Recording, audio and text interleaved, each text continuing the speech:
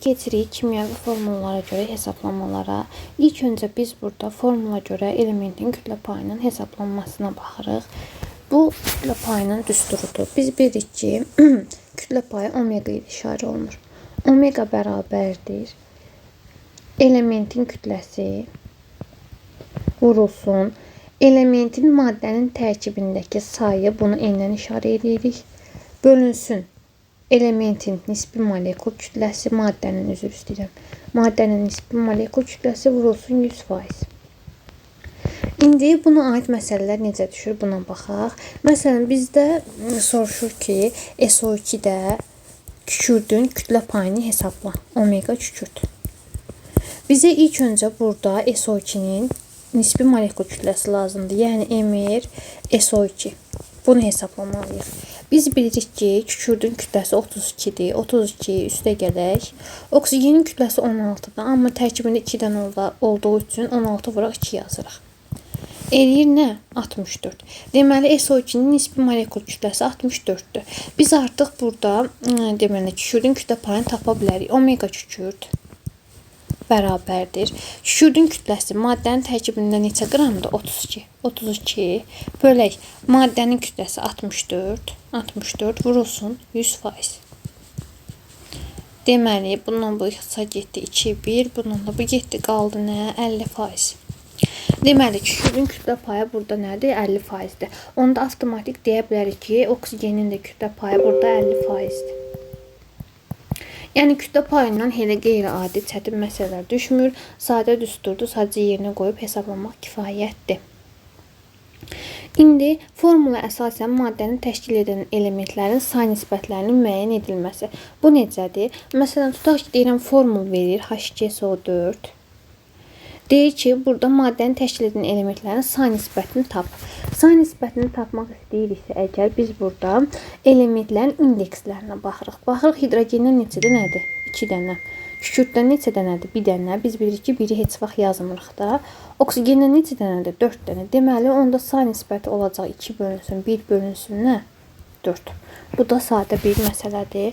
Ondan sonra üçüncü olaraq gəlir formula əsasən maddəni təşkil edən elementlərin kütlə nisbətinin tapılması. Deməli, bu say nisbəti idi. İndi hesabladığımız. İndi isə kütlə nisbətinə baxırıq. Yenə H2SO4-ün üzərindən göstərim. Deməli, burada neçə dənə hidrogen var? 2 dənə hidrogen var deyə 2 vurulsun 1. Bu hidrogen üçündür. Kükürd üçün bir dənə kükürd var deyə 32. Oksigen, 4 dənə oksigen olduğu üçün 16 vuraq, nə? 4. Bu da oldu oksigen. Hesablasaq 2, 32, 64. Bunun nisbət formasında yazsaq, arasında belə işarə qoyarıq və bunu ən kiçik tam ədədləri ixtisar eləməliyik. Bunlar da bildiyimiz kimi 2 ixtisar gedir, qalır 1 bölünsün 16, bu da bölünsün 32. Deməli, bu da sulfat turşusu üçün nə oldu? Kütlə nisbəti. Bu da sadə bir hesablamadır. Daha sonra dördüncü olaraq gəlir maddənin tərkibindəki elementlərin kütlələri verildikdə formulun çıxardılması. Ki, M kükürd bölək M oksigen 32 bölək 48-dir. Deyir ki, formulu müəyyən et. Sx, Oy müəyyən et. İndi biz bunu necə yazırıq? Yazırıq X bölək Y bərabərdir. Elementin kütləsini, yəni bizə elementin şərtdə verilən kütləsini elementin nisbi atom kütləsinə bölünməliyik. Yəni, bunu müəyyən etmək istəsək, M kükürd bölünsün AY kükürdə. Bölək. M oksigen bölünsün AY oksigenə. Bizə şərtdə kükürdün kütləsini neçə verib? 32. Yazırıq 32 bölək. Kükürdün özünün də nisbi atom kütləsi 32-dir. 32 bölək 32 bölünsün. Oksigenin kütləsi şərtdə bizə verib 48. 48 bölünsün. Oksigenin nisbi atom kütləsi 16. Burada ixtisar gedir. 32-dən 32 qalır 1. 48-dən də 16 qalır 3. Deməli, nisbətimiz olacaq nə? 1 bölünsün 3. Yəni, formul olacaq S1O3. Biz də bilirik ki, 1-i yazmırıq. Ona görə də 1-i buradan siləcəyik. 2 dəqiqə. 1-i buradan silerik. Qalır formulumuz nə? SO3. Deməli, Formulumuz buymuş. Sadə bir məsələdir. Daha sonra maddə tərkibindəki elementlərin kütlə payına görə maddənin formulunun çıxardılması. Digərindən fərqlidir. Bayaqdan bizə kütlə nisbətlərini verirdi, formulu soruşurdu. Burada isə kütlə payını verir, formulu soruşur. Məsələn, verir ki, tutaq ki, omega karbon, yəni karbonun kütlə payı 37,5-dir. Hidrogenin kütlə payı omega hidrogen 12,5-dir. Oksigenin kütlə payı isə 50%-dir. Deyir ki, CX, HY, OZ. Bunu neyinə? Müəyyən et. Yenə bayaqki kimi yazaraq X bölək Y bölək Z bərabərdir. Yenə kütlə paylarını nisbi atom kütlələrinə bölürük. Yəni X-i karbonla işarələnmişik də. 37,5-i, yəni karbonun kütlə, yox, bunu bu formada yazmayım. Birinci düstur formada yazım. Yəni omega karbonu bölürük karbonun nisbi atom kütləsinə.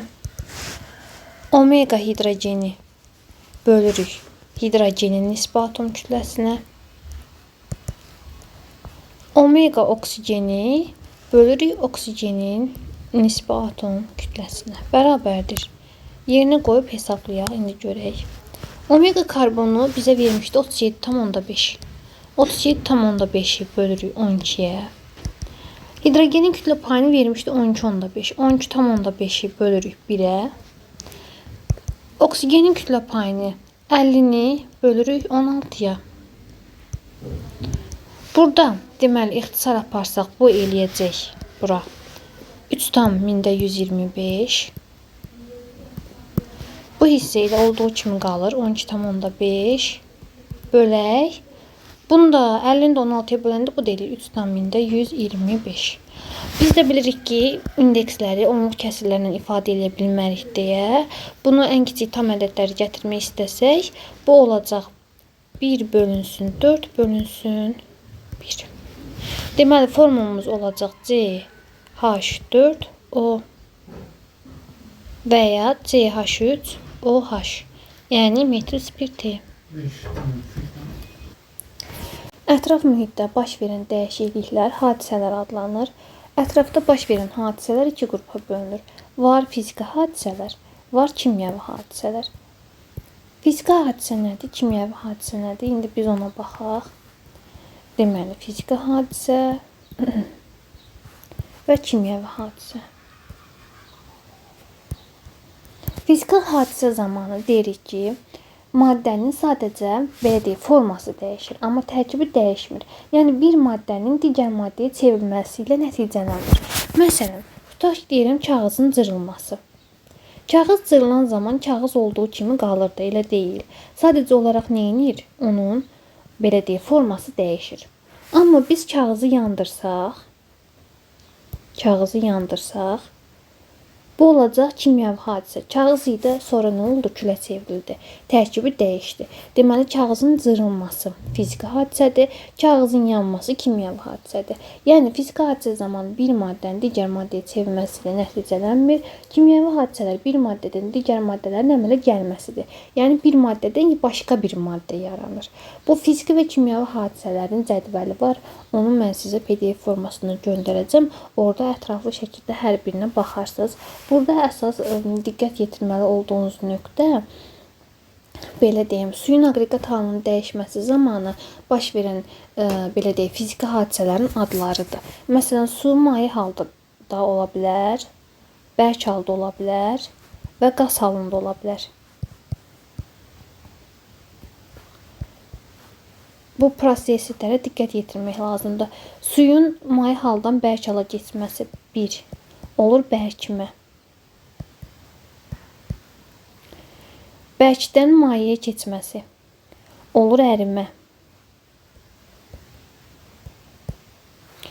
Mayədən qaza keçməsi 3 olur buxarlanma.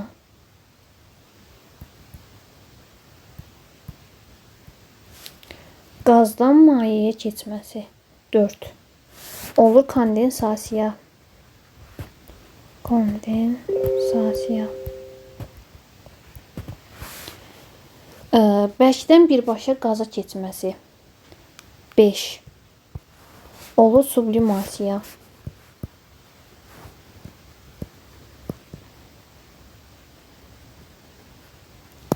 Qazdan bərkə keçməsi, yəni 6.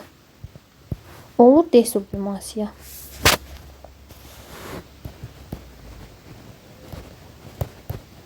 Yəni bunların adlarına xüsusilə diqqət yetirməyiniz vacibdir. Çünki bundan sual düşür.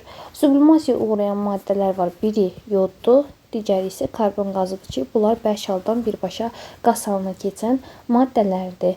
Kimyəvi hadisələrə kimyəvi reaksiyalar da deyilir. Kimyəvi reaksiyanın bəzi əlamətləri var. Bunlar nədir? Rəngin dəyişməsi, çöküntünün alınması, iyin çıxması, qazın ayrılması, istiliyin ayrılması, bunların hər biri kimyəvi hadisənin əlamətləridir. Yəni tutaq ki, ətrafınızda bir hadisə baş verdi.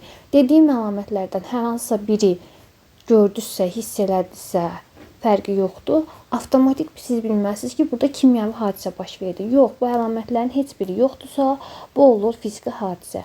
Ümumiyyətcə kimyəvi reaksiyaların getməsi üçün müəyyən şərtlər var. Kimyəvi reaksiyanın getməsi üçün maddələr bir-birinə toxunmalıdır. Maddələri qızdırmaq lazımdır. İşıqla təsir etmək lazımdır. Təzyiqi və maddələrin qatılıqlarını artırmaq və ya azaltmaq lazımdır. Yəni bunlardan hər hansısa birini etdiyiniz zaman kimyəvi reaksiya, kimyəvi hadisə baş verə bilər. Kimyəvi reaksiyanın formullar, işarələr və əmsallar vasitəsilə şərti yazılışı kimyəvi tənlikdir. Kimyəvi tənliklərdə maddələrin formullarının qarşısındakı əmsallar ən kiçik tam ədədlər olmalıdır. Məsələn, tutaq ki, suyun hidrogenin oksigenlə reaksiyasını yazıram. Burada əmsalları bu formada qeyd elədim. Amma mən istəsəm bunu bu formada da qeyd edə bilərəm.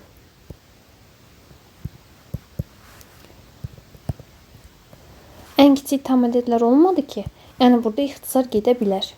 Əgər ixtisar gedə bilirsə, ixtisar aparmağımız mütləqdir. Ümumiyyətlə kimyada həmişə və həmişə ən kiçik tam ədədlərlə işləməyə bacarmalıyıq və çalışdığımız qədər onluq kəsirlərdən uzaq durmalıyıq. Yəni ola bilər cavabda onluq kəsir alınsın. Hə, bu normaldır.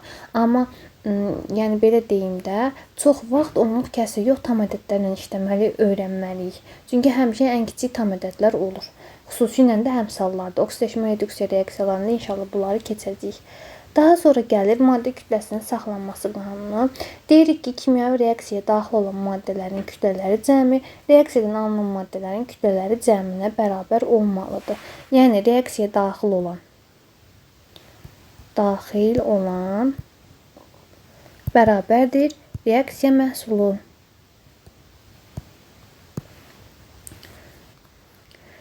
Elə yuxarıda da qeyd elədik, qoy bunu aşağıdan təzədən yazın. Məsələn, hidrogen üstəgəlik oksigen alındı, H2O. Biz bilirik ki, hidrogenin kütləsi 1-dir. 2 dənə hidrogen olduğu üçün bu 2 eləyəcək. Oksigenin kütləsi 16-dır. 2 dənə oksigen olduğu üçün olacaq 32. Suyun da kütləsi 2 dənə hidrogen, 1 dənə oksigen eləyəcək nə? 18. Bizim qaydamıza əsasən deyirik ki, reaksiyaya daxil olan maddələr reaksiya məhsullarını kütləsinə bərabər olmalıdır. Baxırsan ki, 2 üstəgəlik 32, 18 vermir. Bunlar bərabər deyil. Maddə kütləsinin saxlanması qanununda isə deyilir ki, kimyəvi reaksiyaya daxil olan maddələrin kütlələri cəmi reaksiyadan alınan maddələrin kütlələri cəminə bərabər olmalıdır. Ona görə də bunu bərabərləşdirmək üçün biz belə bir şey edirik. Baxırıq ki, burada oksigendən 2 dənədir. Amma burada oksigendən 1 dənədir. Ona görə bunun əmsalını 2 yazırıq. İnşallah bunu maddə miqdarı mol bölməsində, oksidaşma reduksiya reaksiyalarında daha ətraflı keçəcəksiniz. Burada gördüyün oksigenlər bir-birinə bərabər oldu. Yəni bu 2 həm hidrogenə, həm də oksigenə aiddir. Yəni 2 dənə oksigen oldu, burada da 2 dənə oksigen oldu. Baxırıq ki, indi hidrogen burada 4 dənə oldu. Niyə? 2-ni 2-yə burada neçə elədi? 4. Artıq burada da hidrogeni 4 eləmək istəyiriksə, əgər bunun əmsalını yazırıq ki, indi kütlələri yoxlayaq görək, bu səfər bərabər olur ya yox. Hidrogen kütləsi 2-dir. 2 dənə hidrogen kütləsi elədi 4. Üstə gələk. Oksigen kütləsi ilə olduğu kimi qaldı 32 bərabərdir. Suyun kütləsinə baxırıq. Suyun özünün kütləsi, yəni H2O-nun kütləsi 16 idi. Bu qarşısındakı 2 o deməkdir ki, yəni sudan 2 dənədir bu formada ayrı-ayrılıqda. Yəni 16, 16 neçə elədi? 18, 18 üzr istəyirəm, çaşdım. 18, 18 neçə elədi? 36. Həqiqətən də gördük ki, 36 bərabər oldu 36-ya. Yəni maddə kütləsinin saxlanması qanunu budur. İnşallah bunu maddə miqdarı mol bölməsində, oksidaşma reduksiya bölməsində daha ətraflı öyrənəcəksiniz. Sadəcə burada qanun olaraq öyrənirik ki, belə bir qanun var. Aha, bu da belə. Sonra gəlir maddə tərkibinin sabitliyi qanunu. Bu nədir? Alınma üsulundan və tapıldığı yerdən asılı olmayaraq molekulyar quruluşu, kimyəvi birləşmələrin tərkibi sabit olur. Yəni molekulyar quruluşu saf maddələr sabit kimyəvi tərkibə malik olurlar. Yəni biz su haqqında danışanda deyirik suyun formulu konkret olaraq H2O-dur. Bu sabitdir, hamı üçün eynidir. Heç vaxt da dəyişmir. Ya da sulfat turşusu haqqında danışanda deyirik ki, sulfat turşusunun formulu H2SO4-dür. Yəni bu hamı üçün sabitdir, standartdır, heç vaxt dəyişmir. Maddə tərkibinin sabitliyi qanunu da bu deməkdir. Daha sonra son bir şey qaldı. Bu da reaksiya məhsulunun praktik çıxımının hesablanmasıdır. Bunu da inşallah maddə miqdarı mol bölməsində gələcək dərslərdə daha ətraflı öyrənəcəksiniz. Burada sadəcə nəzəri olaraq düsturu öyrənirik, belə deyək. Praktik çıxımın işarəsi etadır. Bu praktiki çıxımdır. Praktiki çıxım. Bunun düsturu necədir? Eta bərabərdir. M praktiki bölünsün M nəzəri. Faizlə ifadə eləmək istəyirsənsə vuraq 100%. Bu nə deməkdir? Məsəl üçün deyirəm, nümunə kimi deyirəm. Deyir ki, tutaq ki, nəzəriyyədə kükürt 32 qram alınmalıydı. M nəzəriyyədə 32 qram alınmalıydı. Amma praktikada, yəni qaydaya əsasən 32 qram kükürt almalıydım mən. Amma praktika elədim, kimyəvi reaksiyanı apardım.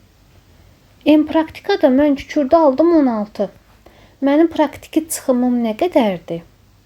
Faizdən hesabla. Düsturda avtomatik yerinə qoyuram. Eta bərabərdir. Praktikam 16 bölək 32 vuraq 100%. İxtisar getdi, qaldı nə? 50. Deməli mənim praktik çıxımım nə qədərdir? 50%-dir. Və ya bunu eyni şeyi həcmlə də yaza bilərsən. Eta bərabərdir. V praktiki bölünsün V nəzəri vuraq 100%. Yəni həcmlə də işarə eləyə bilərsən. Burada həcmlə işarə eləyəndə bunu eta kimi yox, bu formada işarə eləyirlər. Bunlar hamısı Yunan işarələri də belə deyil.